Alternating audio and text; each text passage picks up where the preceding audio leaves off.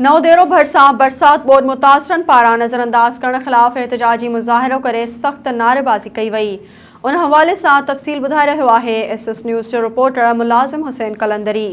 जी मुलाज़िम, छा तफ़सील आहिनि? जी बिल्कुल आगाह कंदा हलूं। नवदेरो लॻु UC इज़त जी वांड ॻोठ वॾा मोहल जे बरसात ऐं सैलाब मुतासिर सवें ॻोठाणनि डिस्ट्रिक्ट काउंसिल मेंबर गुलशाद फलपोटो ऐं UC चेयरमैन लियाकत अली नाले जो ख़िलाफ़ राशन खेमा इमदाद न ॾियण ख़िलाफ़ पंहिंजे ॻोठ खां एहतजाजी रैली कढी नवदेरो सिटी पहुची एहतजाज रिकॉर्ड कराईंदे अर्ज़ मोहम्मद मोहिल अब्दुल रज़ाक मीरानी ऐं ॿियनि सहाफ़िन अॻियां दाहींदे इल्ज़ाम लॻायो त UC इज़त जी वांड डिस्ट्रिक्ट काउंसिल मेंबर ऐं चेयरमैन नाल ऐं करप्ट आहिनि। जन मुतासिरनि जो राशन खेमा हड़प करे छॾिया।